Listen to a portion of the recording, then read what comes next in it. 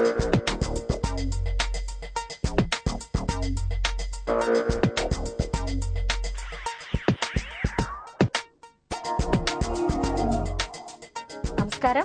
ഗൃഹപാഠത്തിലേക്ക് സ്വാഗതം. ഇന്നത്തെ ഗൃഹപാഠത്തിൽ നമുക്ക് ഫെങ്ഷൂയി അഥവാ ചൈനീസ് വാസ്തുശാസ്ത്രത്തെക്കുറിച്ച് മനസ്സിലാക്കാം. അതിഥിയായിത്തീരിക്കുന്നത് ചൈനീസ് വാസ്തുശാസ്ത്ര രംഗത്ത് 10 വർഷമായി പ്രവർത്തിക്കുന്ന ശ്രീ ചന്ദ്രബോസ് സൂര്യമഠം. അദ്ദേഹത്തെ ഗൃഹപാഠത്തിലേക്ക് സ്വാഗതം ചെയ്യുന്നു. നമസ്കാരം സാർ. എനിക്ക് തോന്നുന്നു ഇപ്പോഴുള്ള എല്ലാ വ്യക്തികളിലും ഉള്ള പ്രശ്നം മാനസിക പിരിമുറുക്കം. ജോലിയിലുണ്ടാകുന്ന പിരിമുറുക്കമാകാം, അല്ലെങ്കിൽ വീട്ടിലെ പ്രശ്നങ്ങളും ഉണ്ടാകാം, അങ്ങനെയുള്ളത്. പിന്നെ ഒരു ഭയം, എന്താണെന്ന് എന്തെന്നില്ലാത്തൊരു ഭയം ഒക്കെ ഉള്ള ചില ആൾക്കാരുണ്ട്. എന്തെങ്കിലും പരിഹാരമുണ്ടോ ഫെങ്ഷൂയിൽ ഇതിന്? സൂര്യന് താഴെയുള്ള എല്ലാ പ്രശ്നങ്ങൾക്കും ഫെങ്ഷൂയിൽ പരിഹാരമുണ്ട്. അപ്പൊ ഈ ഭയവും അകാരണമായ ഭയവും അല്ലെങ്കിൽ അജ്ഞാതമായ ഭയവും രണ്ടും രണ്ടാണ്. മാനസിക സമ്മർദ്ദം, സ്ട്രെസ്, അത് ടെൻഷനിലോട്ട്, പിരിമുറുക്കത്തിലോട്ട് പോകുന്നു. അപ്പൊ ഈ ഭയം എന്ന് പറയുന്നത് ഒരു മനുഷ്യന്റെ ജന്മത്തോടുകൂടി ഉടലെടുക്കുന്നതാണ്. ഭയം മനുഷ്യന് വേണം, അധികമാകാൻ പാടില്ല, ഇല്ലാതായിരിക്കാനും പാടില്ല. ഇത് രണ്ട് മനുഷ്യന് ദോഷം ചെയ്യും. അപ്പോൾ ഈ അകാരണമായ ഭയത്താൽ, അജ്ഞാതമായ ഭയത്താൽ നിരാശ പൂണ്ടവർ, ജീവിതത്തിൽ നിരാശ പൂണ്ടവർ, ഒരു പ്രവൃത്തിയിലും ഏർപ്പെടാത്തവർ, ഇങ്ങനെയുള്ള ഒരു വിഭാഗം ആൾക്കാരുണ്ട്. അപ്പോൾ ഇവരുടെ ഫെങ്ഷൂയി ഹീലിങ്ങിലൂടെ ഇവരുടെ മനോനിലയിൽ, മാനസിക അവസ്ഥയിൽ മാറ്റം വരുത്തിക്കൊണ്ട് ഇങ്ങനെയുള്ള കാര്യങ്ങളെ, ഈ അകാരണമായ ഭയത്തെ നമുക്ക് പുറന്തള്ളാം എന്നുള്ള ഒരു ദൃഢനിശ്ചയം നമ്മുടെ മനസ്സിനകത്തോട്ട് രൂപപ്പെടുമ്പോഴത്തേക്ക് ആ ഒരു വിശ്വാസത്തിൽ നമ്മൾ ഒന്നിക്കും. ഇപ്പോൾ ഇതിങ്ങനെയുള്ള നിസ്സാരമായ കാര്യങ്ങളല്ല, ഇതിനെല്ലാം നമുക്ക് തള്ളിക്കളയാം എന്നുള്ള ദൃഢമായ നിശ്ചയം മനുഷ്യനെ വളരെയധികം മുന്നോട്ട് നയിക്കും എന്നുള്ളത് യാതൊരു സംശയമില്ല. അപ്പോൾ ആ വിശ്വാസം വേണമെന്നുണ്ടെങ്കിൽ തീർച്ചയായിട്ടും നമ്മൾ അതിന് ആ വിശ്വാസത്തിന് വേണ്ടിയിട്ട് പ്രവർത്തിക്കുകയാണ് ചെയ്യേണ്ടത്. ആ വിശ്വാസം നമ്മുടെ നടപ്പ് വരുത്താൻ വേണ്ടി നമ്മുടെ മനസ്സിന് ഏകാഗ്രത ആവശ്യമാണ്. ആ വിശ്വാസങ്ങളെല്ലാം നമുക്ക് നേടിയെടുക്കാൻ കഴിയും എന്നുള്ളൊരിത്. അപ്പോൾ തന്നെ ഈ രീതിയിലുള്ള മാറ്റങ്ങൾ ഉണ്ടാകാൻ വേണ്ടി ശരിക്കും ഫെങ്ഷൂയിക്ക് അതിൻ്റെതായ വഴികളുണ്ട്. അത് നമ്മൾ ചെയ്തു കഴിഞ്ഞാൽ തീർച്ചയായിട്ടും ആ മാറ്റങ്ങൾ നമുക്കുണ്ടാക്കാൻ കഴിയും. അപ്പോൾ ഈ നിരാശ പൂണ്ടിരിക്കുന്നവർ എന്താണ് ചെയ്യേണ്ടതെന്ന് വെച്ച് കഴിഞ്ഞാൽ തീർച്ചയായിട്ടും നമ്മളിലുള്ള ആ വിശ്വാസത്തെ അരക്കിട്ട് ഉറപ്പിക്കുക. ഇങ്ങനെയാണ് അതിൻ്റെ വഴി എന്ന് പറയുന്നത്. എനിക്ക് തോന്നുന്നു ഈ ഫെങ്ഷൂയി ഇപ്പം ഒത്തിരി പ്രചാരത്തിലായി കഴിഞ്ഞു. എല്ലായിടത്തും ഫെങ്ഷൂയി ആരാധകരായി കഴിഞ്ഞിരിക്കുന്നു. എന്തായിരിക്കും ഇതിന് കാരണം? മാനസികമായ എന്തെങ്കിലും അടുപ്പമാണോ? അതായത് മനസ്സുമായി ബന്ധപ്പെട്ടതാണ്.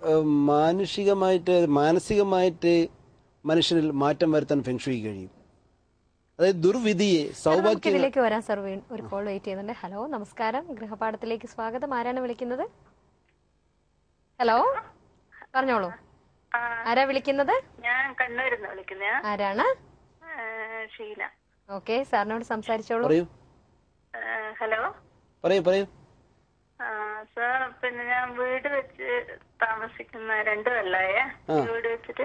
അപ്പൊ അന്നേരം ഫെങ്ഷൂയി എല്ലാം നോക്കിനായിരുന്നു.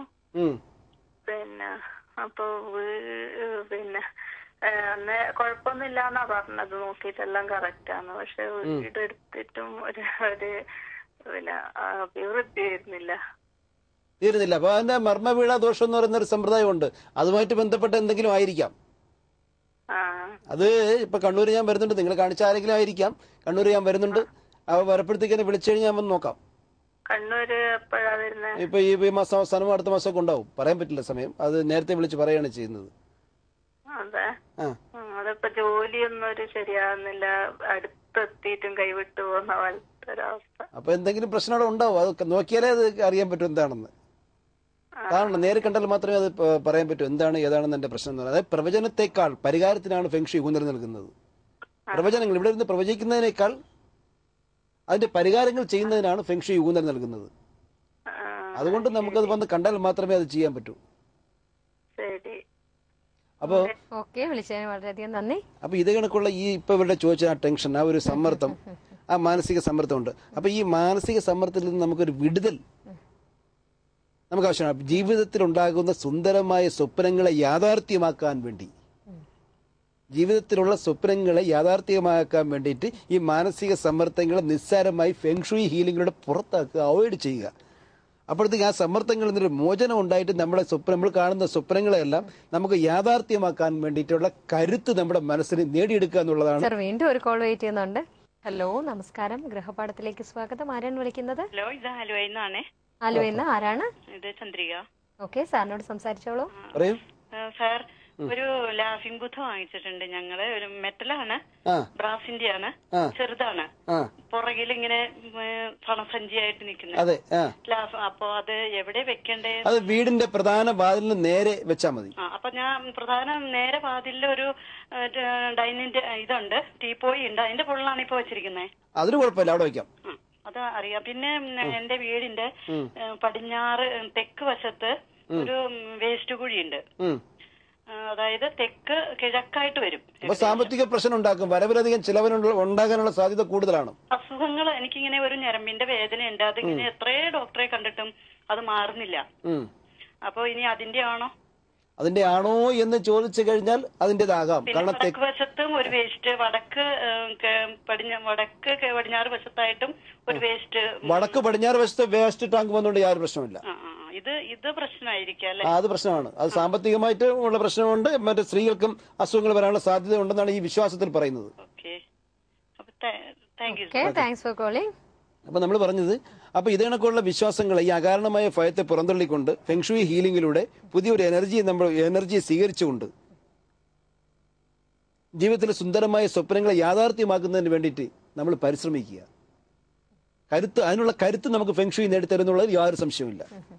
അതുകൊണ്ട് തന്നെയാണ് ഫെങ്ഷുയി ഇത്രയും പ്രചാരത്തിൽ. അല്ല, ആ ചോദ്യം അത് നമ്മൾ ചോദ്യം തെറ്റിപ്പോയി. അപ്പൊ ഫെങ്ഷുയി ഇത്രത്തോളം പ്രചാരണം കിട്ടാനുള്ള പ്രധാന കാരണം എന്താണെന്ന് വെച്ച് കഴിഞ്ഞാൽ, അതായത് ഇപ്പൊ 2-3 സെന്റ് സ്ഥലത്തായിരിക്കും ഒരു വീടുണ്ടാക്കുന്നത്. അവിടെ ഇപ്പൊ വാസ്തു അനുസരിച്ചൊന്നും ചെയ്യാൻ കഴിഞ്ഞെന്ന് വരില്ല. ഫ്ളാറ്റുകളിലൊന്നും വാസ്തു നോക്കി ചെയ്യാൻ പറ്റില്ല. കാക്കനാട്ടത്തെ ഒരു ഫ്ളാറ്റ്, 8 നിലയുള്ള ഫ്ളാറ്റ് കംപ്ലീറ്റ് തെക്ക് പടിഞ്ഞാറ് വശത്തായിട്ടാണ് കിച്ചൺ നിൽക്കുന്നത്. അടുത്ത ഫ്ളാറ്റ് നിൽക്കുന്ന തെക്ക് പടിഞ്ഞാറ് വശത്തായിട്ടാണ് വഴി നിൽക്കുന്നത്, പ്രധാന വഴി നിൽക്കുന്നത്. അപ്പൊ അത് രണ്ടിനെയും താരതമ്യം ചെയ്യപ്പോഴത്തേക്ക് ഈ വിശ്വാസപ്രകാരം പ്രശ്നങ്ങൾ മാത്രമേ അവിടെ ഉള്ളൂ. അത് യാതൊരു സംശയമില്ല. അപ്പോഴത്തേക്ക് തീർച്ചയായിട്ടും ഈ കാര്യങ്ങൾക്ക് ഇടിച്ചു നിരത്തലുകളില്ലാതെ റെമഡികളിലൂടെ ഫെങ്ഷുയി ചെയ്ത് പോസിറ്റീവ് എനർജി, പ്രാപഞ്ചിക ഊർജത്തെ കൊണ്ടുവന്ന് നമുക്കൊരു നല്ലൊരു ചൈതന്യവത്താക്കാൻ ഫെങ്ഷുയിക്കുള്ള കഴിവുണ്ട്. അതായത് ക്ഷയിച്ചു പോയ ജീവശക്തിയെ ചൈതന്യമുറ്റതാക്കാൻ ഫെങ്ഷുയിക്ക് കഴിയും. അതാണ് പ്രധാനപ്പെട്ട ഒരു കാര്യം. അതുപോലെ തന്നെ നമുക്ക് ഫെങ്ഷുയിലുള്ള മറ്റു കാര്യങ്ങളെന്ന് വെച്ച് കഴിഞ്ഞാൽ ഈ ഇടിച്ചു നിരത്തലിന്റെ കാര്യം നമ്മൾ പറഞ്ഞു. അതുപോലെ ഇപ്പൊ ഒരു മനുഷ്യന്റെ മാനസിക നിലയിൽ മാറ്റം വരുത്തിക്കൊണ്ട് അദ്ദേഹത്തിന്റെ ദുർവിധിയെ മാറ്റി സൗഭാഗ്യത്തിലേക്ക്, സാമ്പത്തിക സൗഭാഗ്യത്തിലേക്ക് കടത്താൻ ഫെങ്ഷുയിക്ക് കഴിയും. അതുപോലെ തന്നെ അത് പ്രവചനത്തെക്കാൾ, അത് ഒരു സ്ഥലത്ത് നിന്ന് പ്രവചിക്കുന്നതിനേക്കാൾ, അവർ പറഞ്ഞതിന്റെ വേറെ ചോദ്യം, പ്രവചനത്തെക്കാൾ ഊന്നൽ നൽകുന്നത് ഫെങ്ഷുയിയുടെ ഉപകരണങ്ങളും പ്രതീകങ്ങളും വെച്ചിട്ട്, അതായത് ധനാത്മക ഊർജം നൽകിയ ഫെങ്ഷുയി ഉപകരണങ്ങൾ ഒരുപാട് പേര് കണ്ടിട്ടുണ്ട്, നമുക്ക് ഇവിടെ നിന്ന് കാണിക്കാൻ പറ്റത്തില്ല. അപ്പൊ ആ ഉപകരണങ്ങൾ ശരിക്കും, ആ ഉപകരണങ്ങളുടെ സ്പന്ദനങ്ങൾ വളരെ ശക്തമാണ്. ആ ഉപകരണങ്ങൾ വെക്കപ്പെടുത്തേക്ക് അതിന്റെ സ്പന്ദനങ്ങൾ വളരെ ശക്തമാണ്. ആ ശക്തമായ സ്പന്ദനങ്ങൾ, അതിലുണ്ടാകുന്ന ആ ഊർജം, ആ പോസിറ്റീവ് എനർജി, അത് ഉൾക്കൊള്ളാനുള്ള ഒരു മനസ്സ് ഈ ഫെങ്ഷുയി ചെയ്യുന്ന ആളിനുണ്ടാകണം. മനോനില, മാനസിക നില അവർക്ക് ഉണ്ടാവണം. ഇതൊക്കെ വെച്ച് കഴിഞ്ഞാൽ ഇതിற்கு ഒരു മാറ്റം ഉണ്ടാവും, അല്ലെങ്കിൽ കോൺഫിഡൻസ് അല്ലേ? അതെ, ഉണ്ടാവണം. നമുക്ക് ഇതിലേക്ക് വരും. വീണ്ടും ഒരു കോൾ വെയിറ്റ് ചെയ്യുന്നു. ഹലോ, നമസ്കാരം. ഗൃഹപാഠത്തിലേക്ക് സ്വാഗതം. ആരാണ് വിളിക്കുന്നത്? ഓക്കെ, സാറിനോട് സംസാരിച്ചോളൂ. പറയൂ.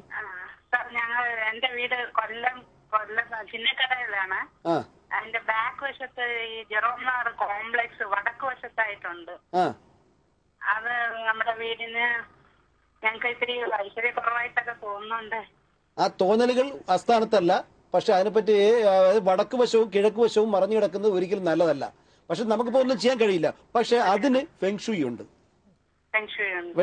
ഇറങ്ങിപ്പോ വിളിക്കാം, വിശദമായിട്ട് നമുക്ക് സംസാരിക്കാം.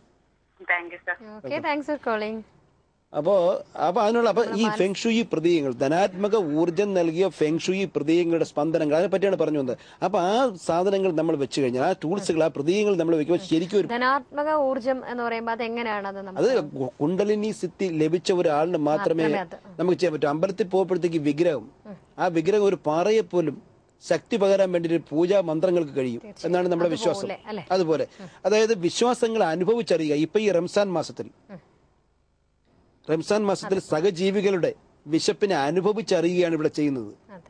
അത് വാക്കുകളെ പറഞ്ഞ് വിശപ്പ് ഇങ്ങനെയാണെന്ന് പറയല്ല. പാവപ്പെട്ടവനും പണക്കാരനും എല്ലാം ആ വിശപ്പ് അനുഭവിച്ചറിയുകയാണ് ഇപ്പൊ ചെയ്യുന്നത് ഈ റംസാൻ, ഈ പുണ്യമാസത്തിൽ. അതുപോലെ ഈ ഫെങ്ഷുയി എന്താണെന്ന് നമ്മൾ അനുഭവിച്ചറിയുക, അതാണ് അതിലും നല്ലത്. അല്ല, നമ്മൾ പറഞ്ഞു കൊടുക്കുന്നതിനേക്കാൾ അതിനെ അനുഭവിച്ചറിയുക എന്നുള്ളതാണ് എന്റെ സത്യാവസ്ഥ. സർ, വീണ്ടും ഒരു കോൾ വെയിറ്റ് ചെയ്യുന്നു. ഹലോ, നമസ്കാരം. ഗൃഹപാഠത്തിലേക്ക് സ്വാഗതം. ആരാണ് വിളിക്കുന്നത്? ഞാൻ കൊല്ലത്തുനിന്ന് ആതിരയാണേ. ഓക്കെ, സാറിനോട് സംസാരിച്ചോളൂ.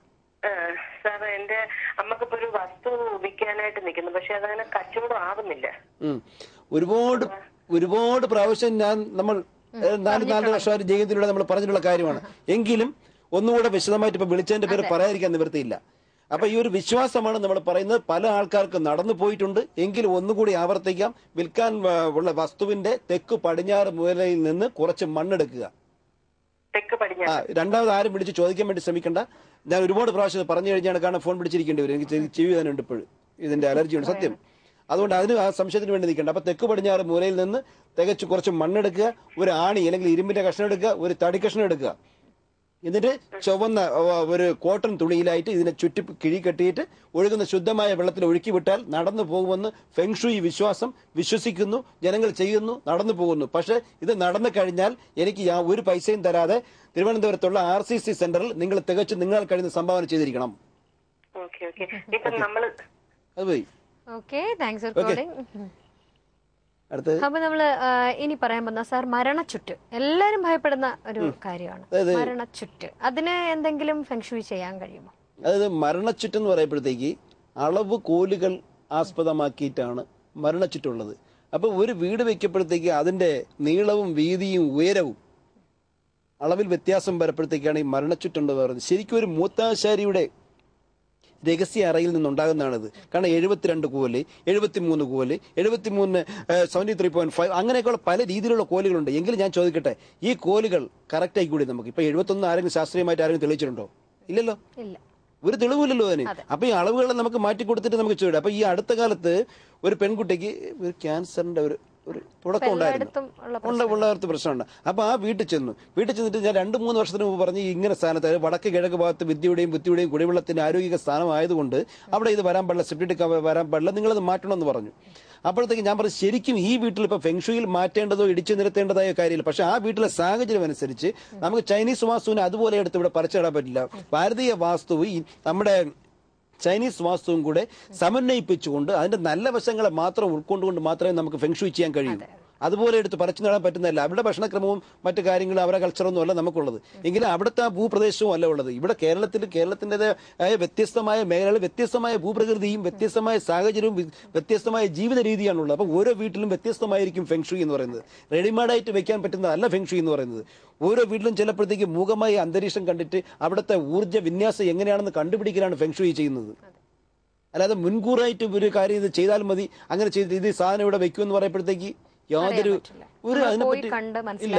ഈ ഫെങ്ഷുയി ഉപകരണങ്ങൾ തന്നെ നമ്മൾ വെച്ചതിന് ശേഷം നമ്മൾ അതിനെ മൈൻഡ് ചെയ്യാതെ പോകാൻ പാടില്ല. ദിവസവും 5 മിനിറ്റെങ്കിലും ആ വെച്ചിരിക്കുന്ന ഉപകരണങ്ങളെല്ലാം നോക്കി കാണുക എന്നുള്ളതാണ്. എങ്കിൽ മാത്രമേ ആ സെത്ത്, ആ ഒരു എനർജി നമുക്ക് തീർച്ചയായും കിട്ടുകയുള്ളൂ. അപ്പൊ നമ്മൾ പറഞ്ഞു വന്നത് ഈ മരണച്ചുറ്റിനെ പറ്റി. അപ്പൊ ഈ മരണച്ചുറ്റ് എന്ന് പറയുമ്പോഴത്തേക്ക് അളവുകളെയും കോലുകളെയും ആസ്പദമാക്കിയാണ് ഈ സംഭവം വന്നിട്ടുള്ളത്. ഈ അളവുകളും കോലുകളും ആണെങ്കിൽ പോലും അപ്പൊ ഇത് വേണമെന്നുണ്ടെങ്കിൽ നമുക്ക് മാറ്റി ചെയ്യാമല്ലോ. അപ്പൊ അങ്ങനെയുള്ള സ്ഥലത്താണ് ഫെങ്ഷുയി വളരെയധികം ശോഭിക്കുന്നത്. ഫെങ്ഷുയി എന്ന് പറയുമ്പോഴത്തേക്ക് ഒരു മനഃശാസ്ത്ര കൗൺസിലിംഗ് കൂടിയാണത്. ശരിക്കും പറയപ്പെടുന്നത് ഫെങ്ഷുയി എന്ന് പറയുന്നത് നിഗൂഢ മന്ത്രമോ സമ്പത്ത് ഉണ്ടായതിനുള്ള കുറുക്കു വഴിയോ ഒന്നുമല്ല. ഫെങ്ഷുയി ഏതൊരു കാര്യവും ചെയ്യാനുള്ള ഒരു പ്രചോദനം മനുഷ്യനുണ്ടായി. നമുക്ക് മരണച്ചുറ്റിലേക്ക് വരാൻ ഒരു ബ്രേക്ക് എടുക്കാൻ സമയമായി. ഗൃഹപാഠം ആഫ്റ്റർ ഷോർട്ട് ബ്രേക്ക്.